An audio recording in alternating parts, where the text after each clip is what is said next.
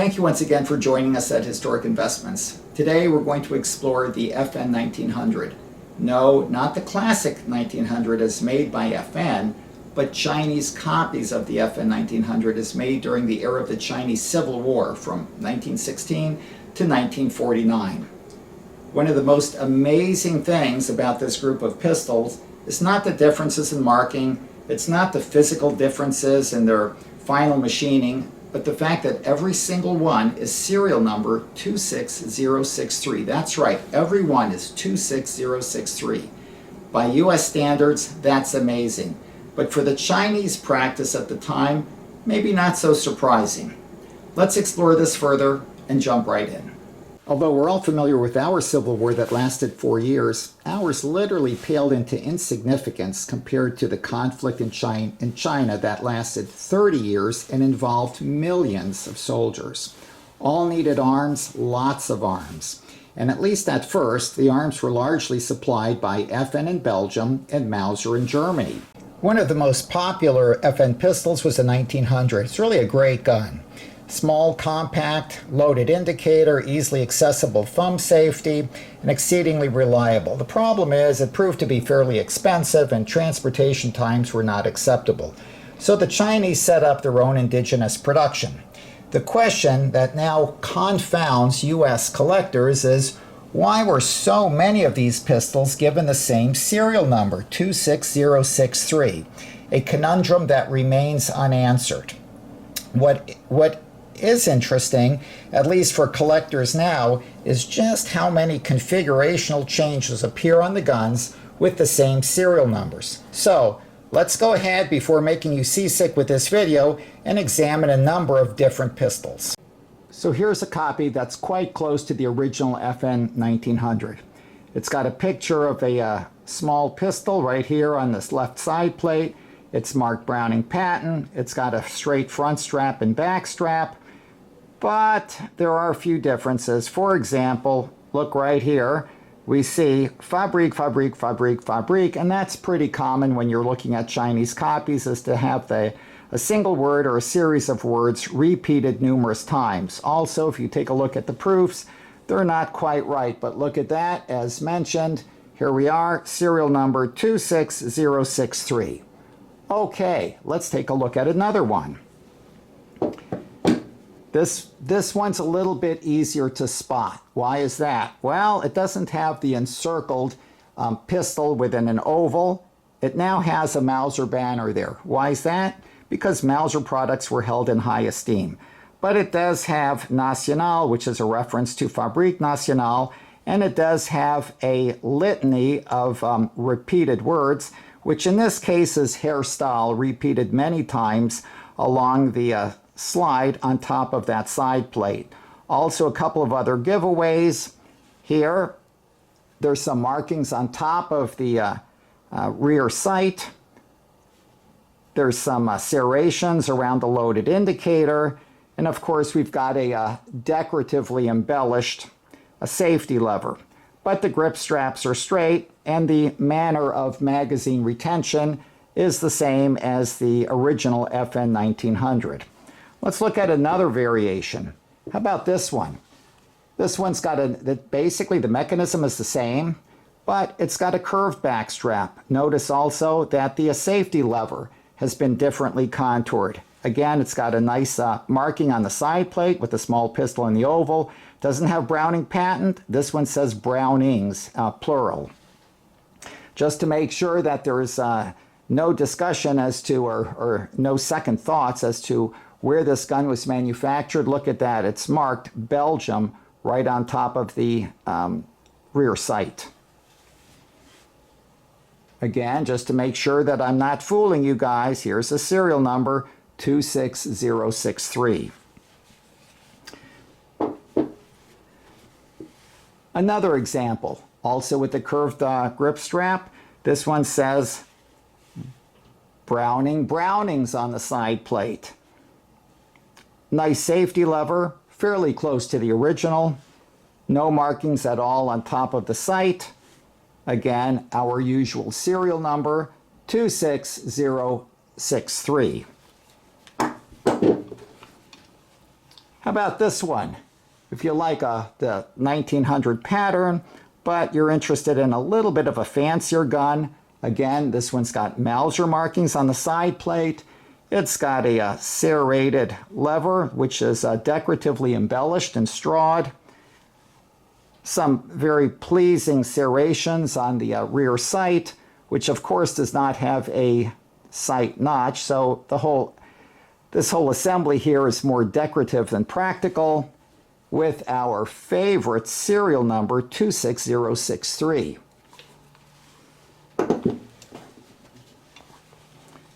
Another one. Good. Mauser banner. Look at that safety. How about what kind of repeated markings do we have here? Well, they're upside down, but who's really paying much attention after all? They're mostly in English letters. And we've got an unmarked rear sight and our favorite serial number. Another example. Okay, so Browning's is upside down. Who really cares? At least it's got the right word. We've got a safety that's both checkered and notched. Great. The rear sight is a little bit more decorated. And again, our favorite serial number with a little extra embellishments. What if you're a small guy, maybe a leader? You don't want to have a pistol even that big. Let's make a baby model. Well, okay, we've got a baby model. It's marked Mauser, and we've got a reference to the patent, which is brevet here. It's not quite spelled correctly, but it's close enough. We've got a miniaturized rear sight, and again, our favorite serial number. Well, how about this example over here? I'm going to reach around, bring this gun into view. This is a little bit different. How so? Well, look at the grip. Not only does it have a curved back strap, but now it's got a single piece grip. Very much like a PPK grip. Single piece secured by 2 screws. The rear sight area is a little bit embellished. It's got a nice scallop on the top. And again, our favorite serial number. Couple of other variations that are even more interesting. How about an example with an extended magazine? But more than extended magazine. If you look closely, there are 2 levers here. And no, one is not a selector switch. This gun actually has 2 safeties. We all know bigger is better, and certainly more is better. So if 1 safety is good, 2 is great. What's it marked on the side panel? Browning's patent, brevet, that's pretty good. But how about this? Fabrique Nationale, Fabrique Nationale, Fabrique Nationale, and of course the safety marking that appears here, in addition to the usual location there. Can't be too safe. How about the top of the rear sight? Yep, that too has got some Belgian proofs. In case you're confused, there's an FN marking just ahead of the loaded indicator. And of course, just in case you thought I was kidding you, there's our serial number 26063.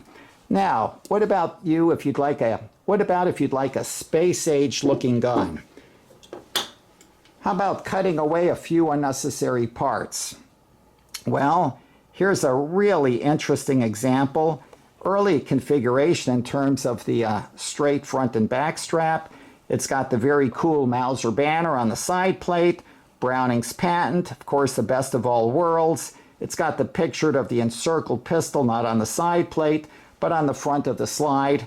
It's got this portion of the slide recessed, and look at that. It's got its production location in Herstal. Is that Herstal, China, or Herstal, Belgium? Well, we don't really know, but Herstal looks pretty cool there. And look at this. Here it is, our favorite serial number. Now, in addition to that, there are a number of pistols that were made with the same serial number, but a serial number 1 prefix. Now look at this one. This one's got a much more rounded contour to the slide. It's got a rounded contour to the side plate there. It's marked Mauser, Browning's. It's got a little bit more of an ornate safety lever. It's got the wraparound grips that we discussed previously. Look at that, pretty cool rear sight that's got serrations on each side. And it's got the usual type of magazine release, which is a little bit difficult to access given the wraparound grip. This is one of the coolest of the FN 1900 copies. It's got a rounded contoured slide and side plate. It's been relieved both at the muzzle and around the recoil spring housing. It's got an interestingly contoured safety lever. It's got the rounded back strap. The screws are a little bit more ornate than usual. Instead of being slotted, they're not really X'd for a Phillips head. They just have two slots that are perpendicular. Look at the rear sight. Okay, we've got an exaggerated rear sight area, almost like a tangent rear sight with a lot of random markings on the inside.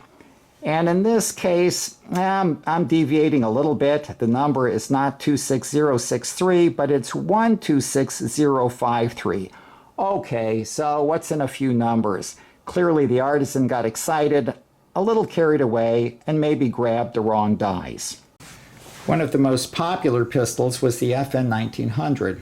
It's a small pocket-sized pistol in .32 caliber with a readily accessible safety, a loaded indicator, and excellent reliability. It proved exceedingly popular. The problem is, at least for the Warlords, is it was becoming quite pricey, and the transportation time was an issue. They needed guns, lots of guns, and right now. So a decision was made by many of the Warlords to initiate indigenous production. That was kind of a problem, because at that point the Chinese had yet to enter their Industrial Revolution, and the concept of part interchangeability was totally foreign. So what happened? In addition to the differences in markings on the side plate, the differences in the rear sight, the differences in the grips, there's also differences, plenty of differences in the front sight. Look at that. We've got a half moon front sight, we've got a modified Patridge front sight, we've got a scalloped front sight. Every one of these guns is different. It's almost like owning a painting. None of them, and I mean none of them, is exactly the same. There are also significant differences in the magazine and its manner of retention. For example, most of the Chinese copies have magazines that were very similar to the original FN. They've got an integral base with a narrow toe that fits within the recess of the frame. They're released by pushing the lever forward, and you can see there's a little notch cut out for the toe of the magazine. But that's not always the case. For example, here's another example. This one is a pistol with a curved back strap, and it's made with a very differently designed magazine. It's got an oversized base. It also releases by being pushed forward, and look at this.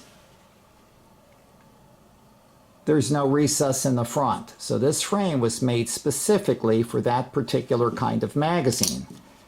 But that's not all. What happens if you want a more convenient magazine release as per most European pistols? Well, here's an example of that. This magazine also has got an oversized base. It's got the frame. Let me just get this out here. It's got a frame specifically made for that magazine. See, there's no recess in the front. And of course, as you just saw, it's released by pushing this lever backwards. Other examples, and I don't have one here, actually have a push-button magazine release. Well, you've all heard the expression paint by the numbers. Not exactly painting, but this does allow you the opportunity to collect a fascinating assortment of Chinese-made FN 1900 copies, all with the serial number 26063, or, if you want to stretch things, 126063. It's a fertile area, relatively unexplored, and it'll allow you an extraordinary collection of guns, something that not everybody and their brother are searching for, something which you don't have to be quite as anal compulsive about condition. You don't really have to worry about an upgrade. After all, every single one of these guns is different. Well, there you have it. An extraordinary collection of FN 1900 pistols as made in China during its warlord period. Although they're very similar mechanically, the differences are enormous. They differ in size, they differ in configuration, they differ in markings. As you just saw, they have a wide variety of differences in the front sight, the rear sight, the safety, the grips, the magazine, the manner of magazine retention. By Western standards, collecting these guns is completely out-of-the-box thinking. We're used to finding identically marked guns that vary only by the serial number. In this case, the only thing in common is the serial number. Everything else is different. Just a great opportunity to assemble a fascinating collection for just a fraction of the cost it would take to accumulate a comparable number of Colts, Mausers, Walthers, or Winchesters. Hopefully, you now know a little bit more about the FN 1900 as made in China during the warlord period. For collectors, it's nearly an unparalleled opportunity. The guns are not very expensive, and they offer a rich variety of sizes, markings, features, everything that collectors look for except maybe condition. But in any event, if you like what you saw, be sure to punch the like button. We look forward to seeing you back soon. Stay safe and good collecting.